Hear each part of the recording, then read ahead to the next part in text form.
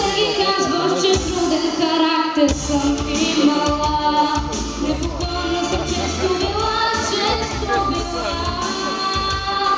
че дори и насам вечно нещо вълнува ме. И твоят вечно руша, вечно руша. Вярвам, че дома и жест са напълно достатъчни. Често сълзите ме наранят, ме наранят. Затова пък след той толкова мъничко трябва ми да залея с някакъв свят, този тъй хубав свят. Замълчи, обичай ме и моли се да нямаме никога покой.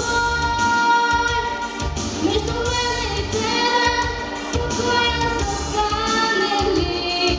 Непременно горчиш ще той, горчиш ще той. Между мен и тебе покоя застане ли? Непременно горчиш ще той, горчиш ще той.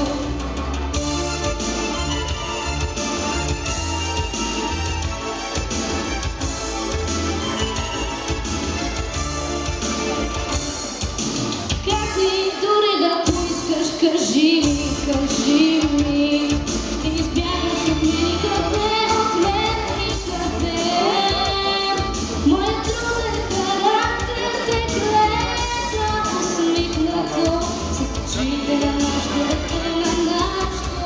дете. Вярвам, че това и жест са напълно достатъчни. Чакам сълзите ме наранят, затова пък след той толкова мъничко трябва ми да залея с този свят, този тъй хубав свят. Замълчи, обичай ме и моли се да нямаме никога с тебе покой. Между мен и тебе покоя застане ли? Непременно горчиш ще той, горчиш ще той. Между мен и тебе покоя застане ли? Непременно горчиш ще той, горчиш ще той.